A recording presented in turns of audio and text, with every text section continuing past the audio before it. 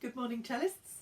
Here we are in week 7, and it's the third lesson of the week, and that is lesson number 28 in the whole series.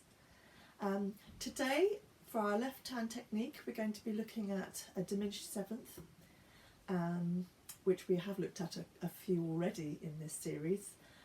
This one is going to begin on F, and in actual fact the notes are the same notes as you did on the one on D, because they're all part of the same pattern, just starting on a different note. So that's one left hand technique. And in fact I'm going to do a second left hand technique today, exploring a little bit more about octave leaps on the cello, in readiness for the Arioso to assist us there. And we're going to really have those as our main technicals today, and no particular bow exercise, but of course you can continue to do those. And of course we'll be looking at the next portion of Feuillard's 33rd study, as well as the next phrase in the Arioso. So let's begin with that diminished seventh, starting on an F at the bottom of the instrument. We will then be doing a little crab crawl, so we'll stretch first finger back a displaced semitone, close the hand, move to fourth, this is a D, 4, displace semitone back from the first finger, close the hand, displace semitone back, I'm on a D again, and 4 from the F at the top.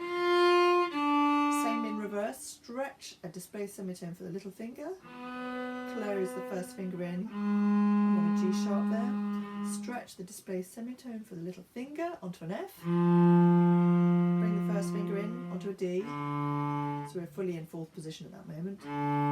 Half position, which means lead with the elbow, back to a 4 on a B natural. First finger G sharp, stretch out for an F. There it is. So all together.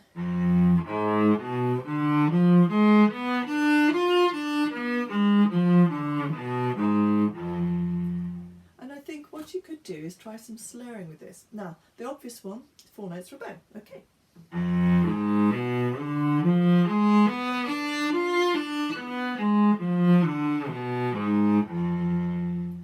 Now, something a little less obvious. I mean, one of my favourite things is actually to slur in even notes with completely odd, strange numbers. So, for example, you normally do arpeggios in 3 notes for a bow, but try them 4 notes for a bow.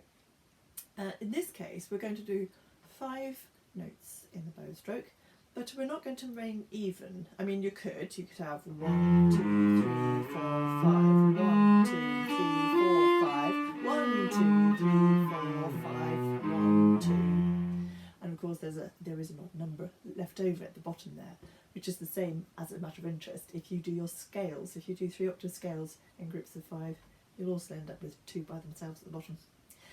But what I would like to do is actually to combine the idea of 5 notes at a time with the pattern that we're looking at in the Feuillard. So we would be repeating one of the notes. I'll show you. So we have 1, 2, 3, 4, 5, 1, 2, 3, 4, 5.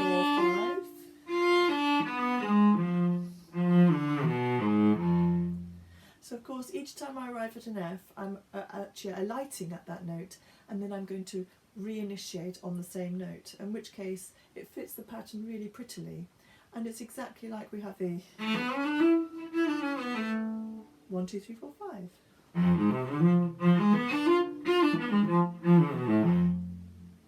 It's quite nice, you get the real sense of the crab crawl, but you get a little bit of mental break in between each of those sets. So there's something to try. That particular diminished seventh, we do see a fragment of that in the Feuillard, but more usefully actually in the Arioso, in the next phrase that we're going to be looking at. Now, thinking of the other preparations we need for that Arioso brings me to the second left hand exercise for today's lesson. And I briefly touched upon the octave leap when we were discussing inarticulate shifts in the previous 2 classes.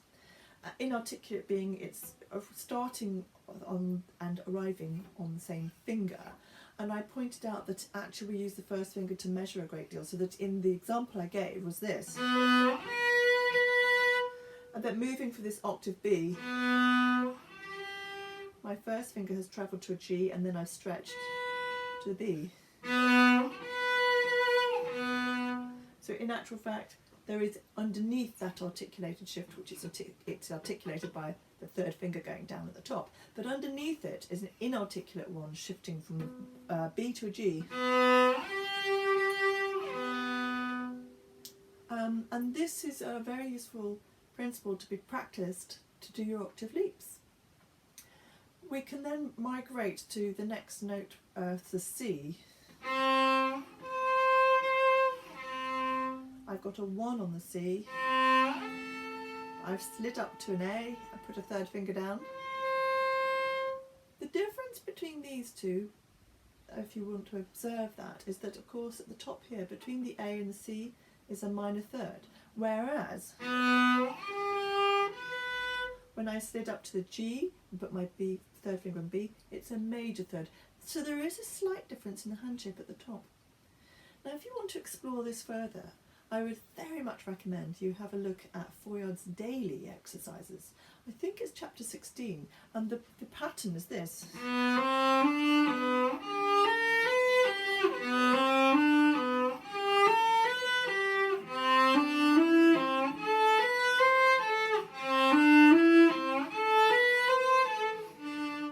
And it does continue up, but those two patterns were starting on the B, just part of C major, then I slide up to the G, and you feel the major third. Then I went back first finger to the C, where there's a major third here, then slide up to the A, and I've got a little minor group up the top. And this is really just consolidating these hand shapes that you can easily feel the octave.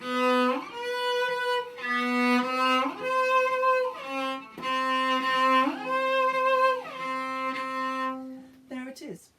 Now, within the relevance to the Arioso, we do have this octave leap hidden in there, but it's not quite as clear-cut as those examples. I'll explain why. So in those examples, we're going from a first finger for the low note to a third finger for the upper in both instances, one from the B to the B, the other from the C to the C. But within the Bach, we'll be going from a second finger C and need to find that octave leap.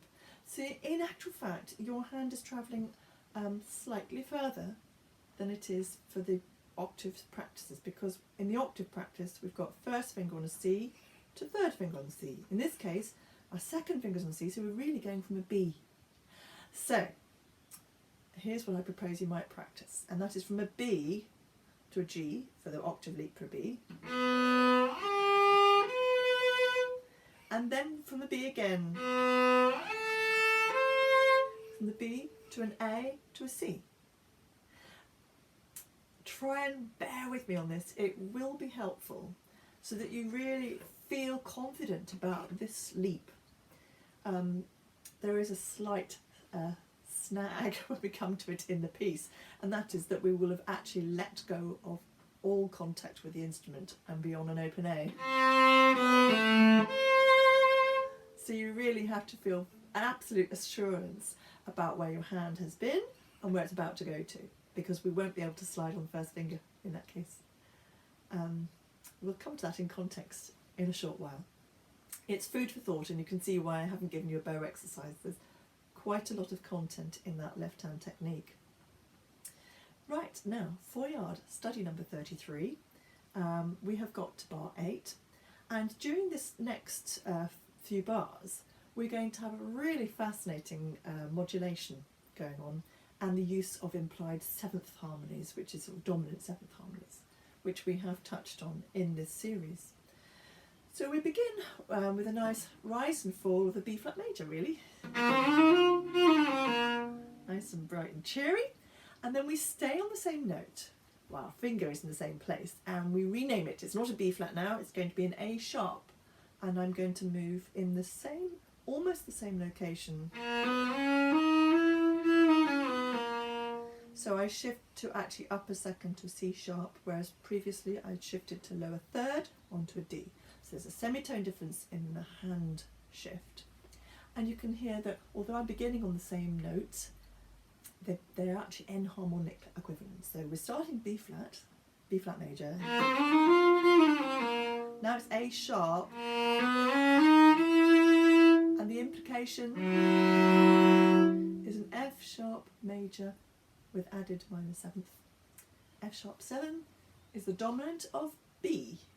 We're expecting B, and lo and behold, that's what you get. So we move up a semitone to a B and do B major. Guess what? Exactly the same sequence is going to occur. We're starting on the same note, and it's still called a B on this occasion. So the left hand has gone up a semitone less far this time, and the implication here is G7, and we're expecting to arrive on a C, and lo and behold we do. Again, starting on the same note. You get the idea. It's a repeating pattern again. It's implied A flat 7. We're expecting a D flat. And that's what we hear. As you'll know, if you're looking at the score, he doesn't write a D flat in this case. He actually writes a C sharp. That will be for the next lesson, to be honest with you, that from this point onwards. But just as a little sort of taster, that C sharp is C sharp major, which would actually have 7 sharps in it. Interesting. Luckily you can just go with the finger patterns. Don't worry too much if you don't know what this all means. It's a lovely sequence, rising and falling. And of course the purpose is going to be about these articulate shifts. In this passage, just quickly looking, they are all articulate. So in other words, we're shifting always from different fingers to, move on the movement. So that little passage is.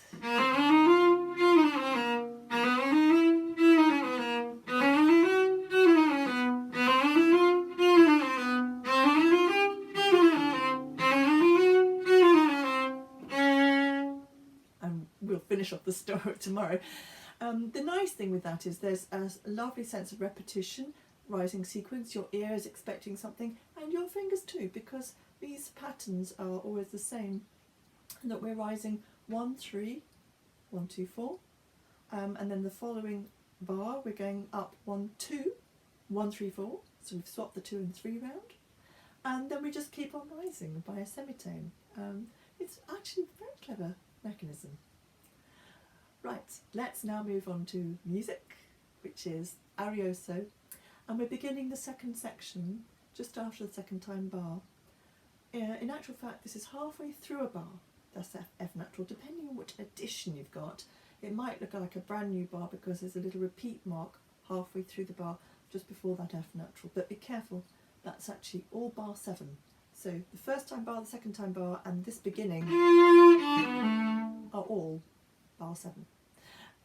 I'm only explaining that in case I refer to bar numbers and you think that I'm out by 1. Okay, so we're actually going to begin with the diminished 7th structure, hiding underneath here, that we've practiced already at the start of class.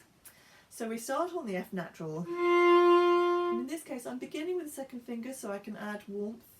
You could begin with 4 and be right on exactly the finger solution for our diminished 7th. But I think actually in terms of some of the warmth, the colour, the power, energy, the second finger is a really strong one to go with, and that's what I would choose, and then have an extra stretch back to the D. So here we go.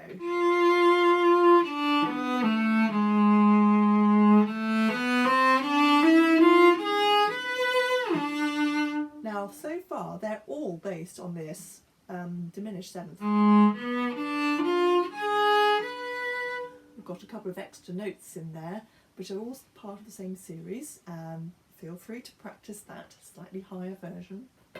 You could even go add on even more, go up to a high F. Try it if you like. So the idea of my explaining why we've got that mechanism is basically like the skeletal structure underneath what you're playing. And then you can really hear where those notes should be, and you can also really appreciate the tension, because as we've discussed before, this diminished 7th is like a harmonic crossroads, and the listener is sort of wondering where you're going, because you could go any way of 8 solutions if we include major and minor versions. And indeed, we're about to go to A minor. having begun in G major. So actually rather super modulation here. So let's see where we get to. We've had at the top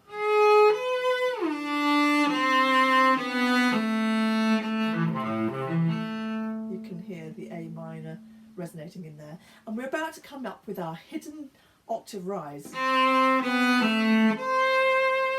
So there was from a 2 here, 1 open, good luck, getting to your C at the top,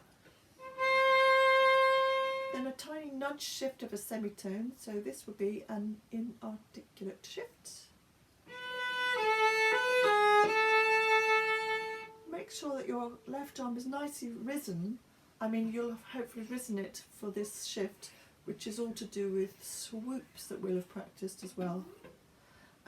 Keeping high then. And even here, in order to move back smoothly, don't drop the arm thinking, oh, back to safety. Keep it high. Then drop back to normal. Raise it again. Another nudge shift of a semitone here. And then trill from above.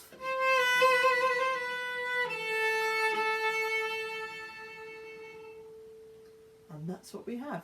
It says, con molta espressione. So let's try that phrase and see if we can get a sense of that.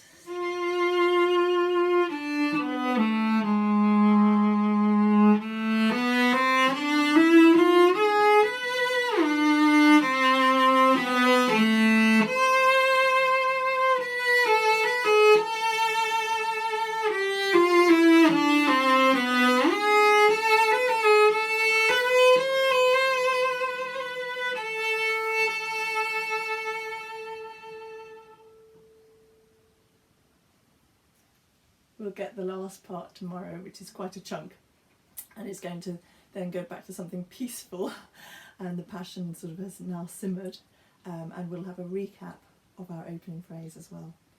Anyway, enjoy your explorations, and I'll see you tomorrow.